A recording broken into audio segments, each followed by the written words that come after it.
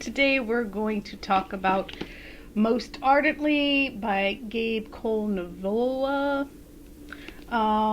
This is a remixed classic, one in apparently a series of them. I can't remember where or when I first heard of this. It might have been in a Goodreads giveaway, but when I heard about it, I obviously wanted to read it because this is a Pride and Prejudice retelling. It is YA, young adult, and it is queer in that Elizabeth Bennet is Oliver Bennet, trans masculine, and Darcy is gay. So, the premise for me was there. I love Regency and Georgian literature. I love that time setting. I've written some Regency set books myself, and I grew up reading them because I grew up in a religious household, and the only kind of romances that I was allowed to read were these kind of chaste romances of manners, right, as it were. And so, I have a long history of loving this kind of thing, Jane Austen, Georgette Hare, whatever. I have trans people in my life, and I love seeing more rep, and the fact that this book is written by a trans person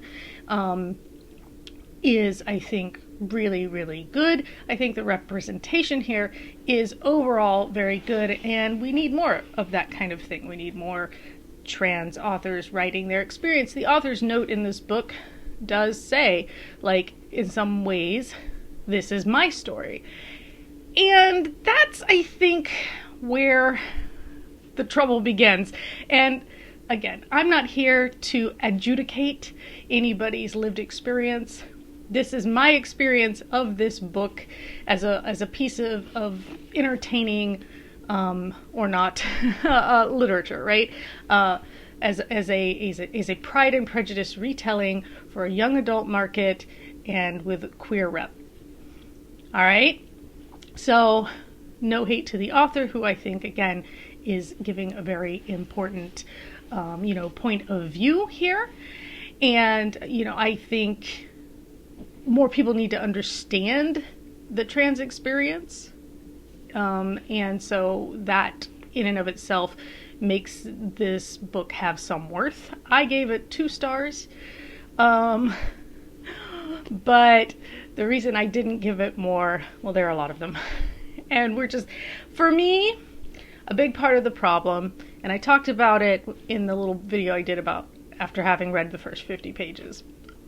A big part of the problem for me were some of the changes from Pride and Prejudice that didn't feel necessary or didn't make a lot of sense because they also just don't fit the time period.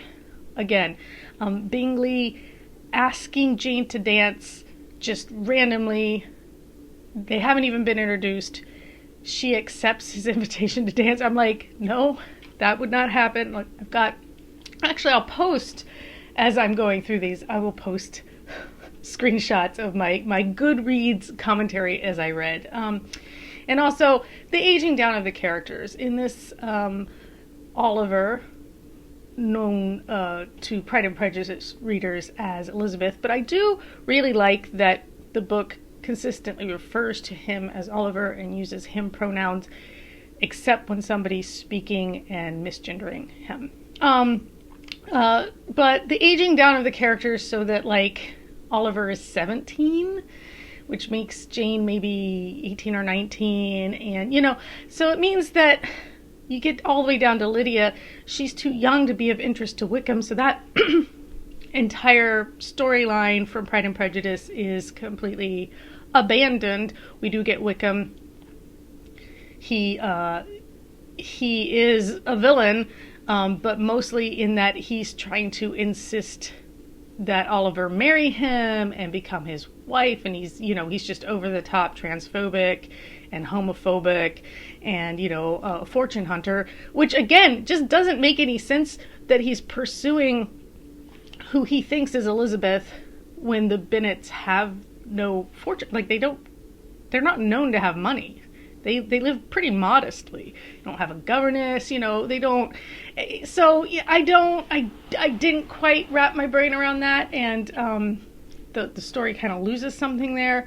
But yeah, I was just like, they kept referring to Darcy as the boy or a boy, and I'm just like, I mean, he's a teenager, but again, as I mentioned in the previous video, they are renting an estate or a house. I mean, it's really, really bizarre to me how they're in London but not.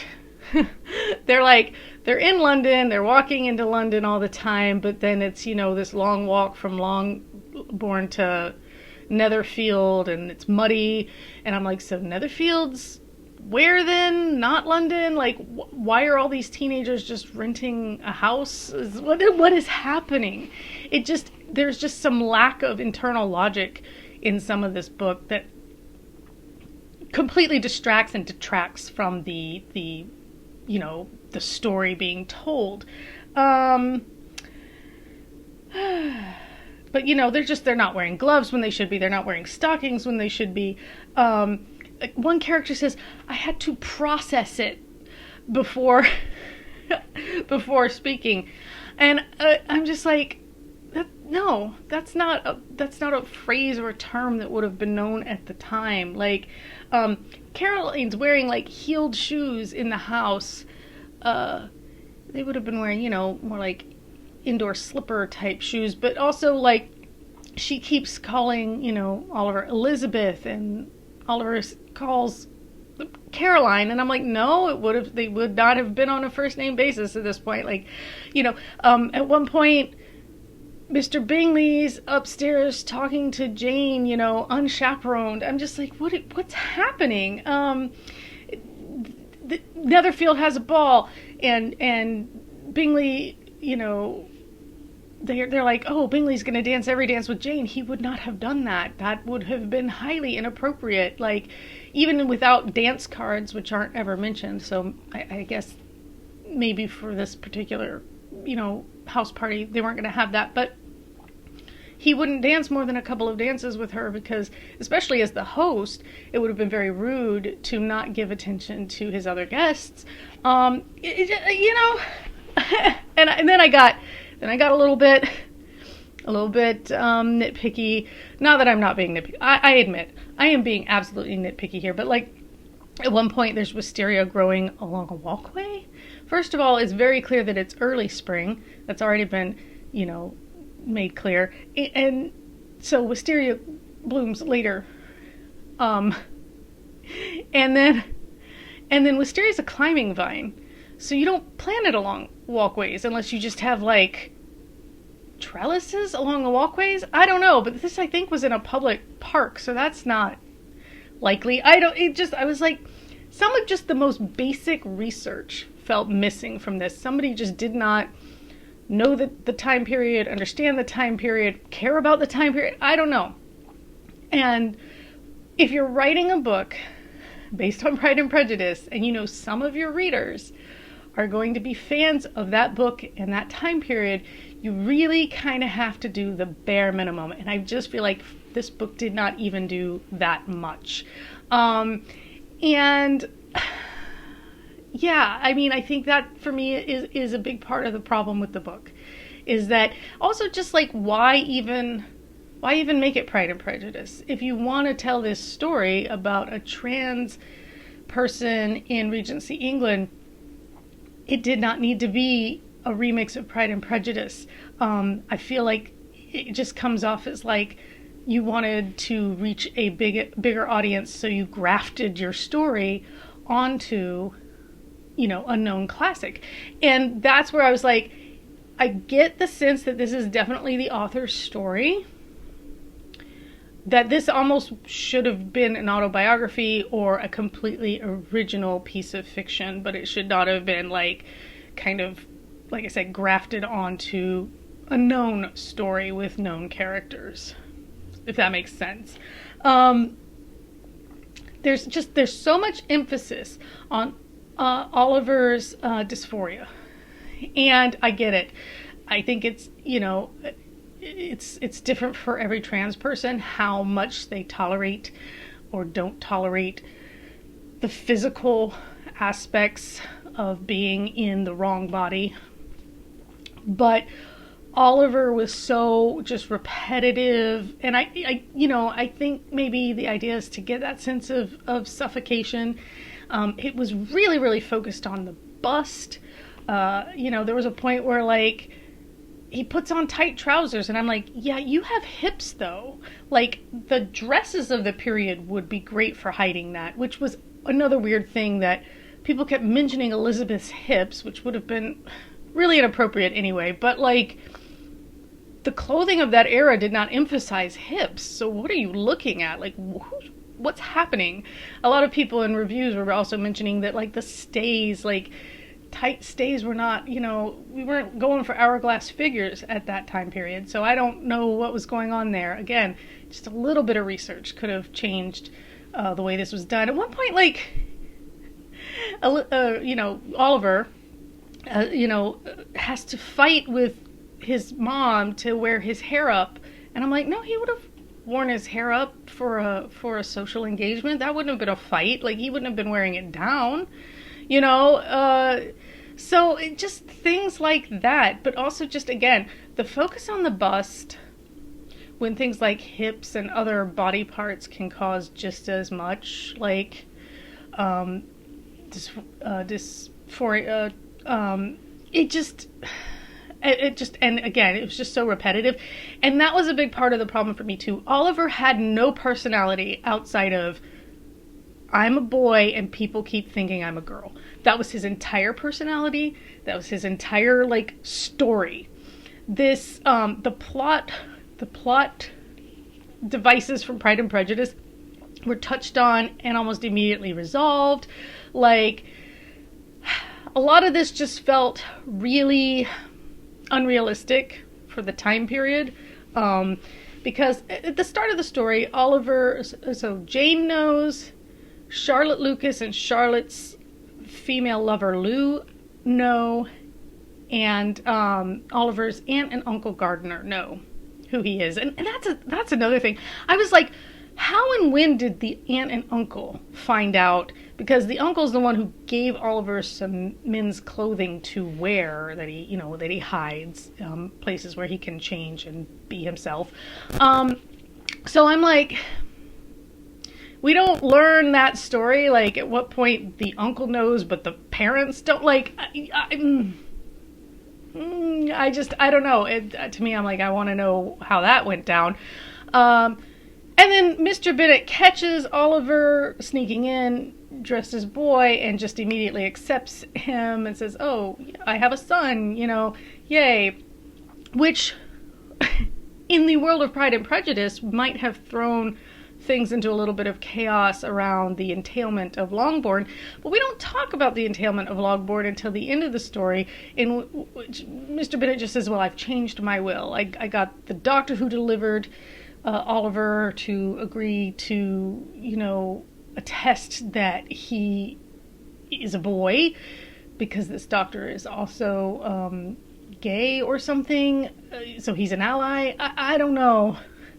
But it's not a matter of, like, a will. It's an entailment. So, I'm not convinced that that Mr. Bennet just going, and now I have a son and he will inherit. I mean, if it were that easy, a lot of people at the time might have just claimed that they had a son when they didn't, and make sure that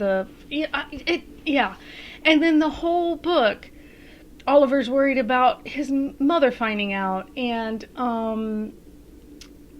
then when, obviously he has to come clean before the news comes from other sources, Mrs. Bennet has a moment of shock, and after a whole book of Mrs. Bennet being like, how, because Oliver's wearing trousers at home now, even if he wears dresses when he's out, and after a whole book of Mrs. Bennet being really against that, she's just like, oh, my son, like, and nobody ever forgets to call him Oliver, like, all of the things that, like, are very normal, typical, foibles of people trying to adapt to a change in the person that they've known their whole life. I even now, person who I live with, I every now and then slip up and use the wrong name, and I'm always very apologetic and I always correct myself.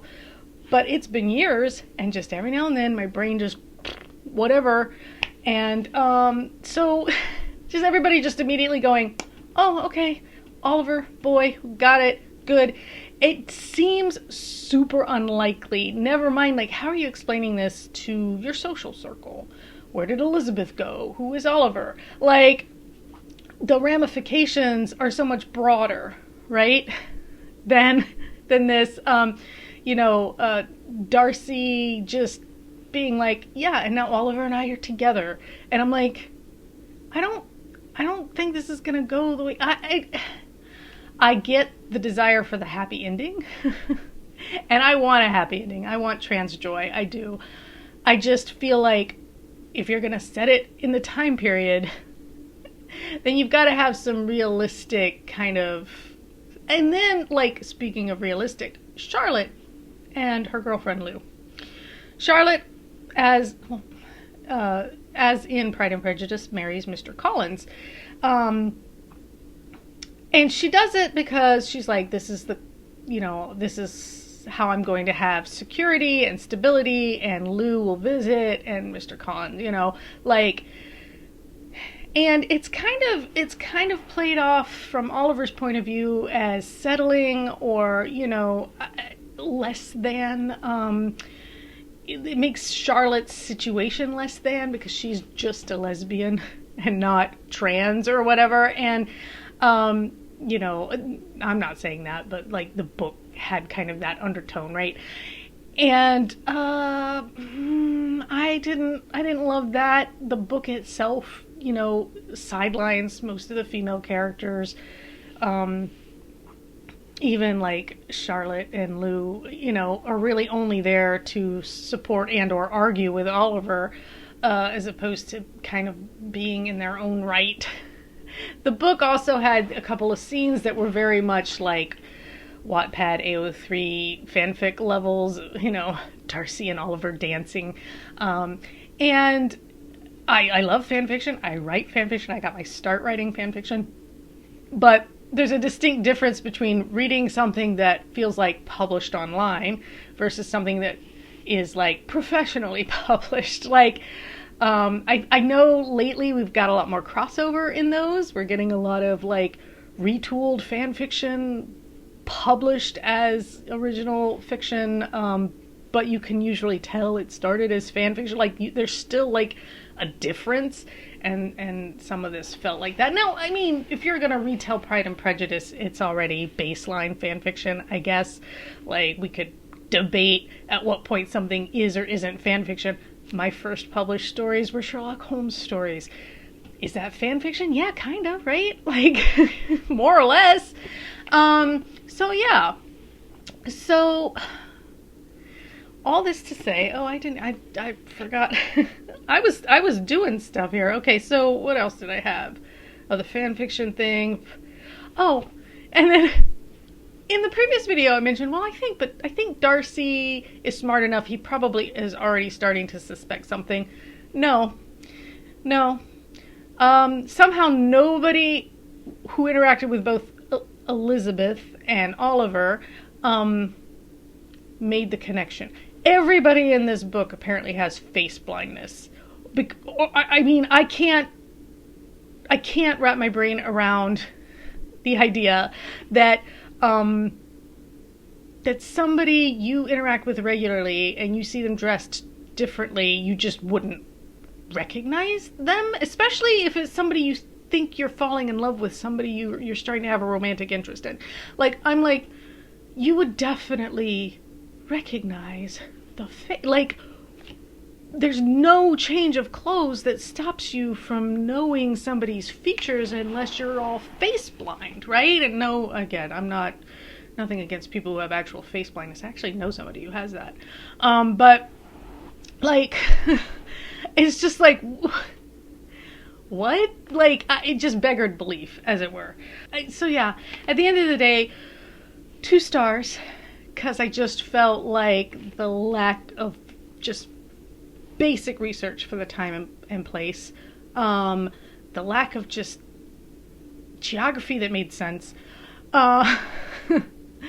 The focus on Oliver's like the rest of the plot just kind of isn't there, and like Darcy's not like Darcy's immediately likable for Oliver, and Wickham's immediately unlikable for Oliver. So it's not even like, oh, I liked the wrong person all along or whatever. Like none of that tension is there because it's immediately established that Darcy's the love interest, Wickham's a villain. And part of the fun of Pride and Prejudice is watching Elizabeth, immediately dislike Darcy, immediately like Wickham, and then slowly realize she's made a mistake. Darcy's standoffishness really being his awkwardness and shyness. That's addressed in the first 50 pages. Darcy's like, oh yeah, I'm just not a social creature, and Oliver's, finds him endearing, and it's off to the races. And I'm like, there's no tension, because again, like even when the villains try to out Oliver, his family just accepts him. Apparently everything's going to be fine. I don't know. I just, the execution for this was not it for me. So that's my very long rant-ish take of Most Ardently. If you've read it, let me know your thoughts. Again, this is all just it did not give me what I wanted it to give me. Instead, it gave me something else that has its own value, but it wasn't what I wanted from this, what I was expecting, what I was hoping to get. So I mean, it kind of, for me, it didn't work. But if you have other recommendations for trans literature or anything written by trans authors, I'd love to hear that too. Maybe there's something else out there that might work better for me. In any case, until next time, take care.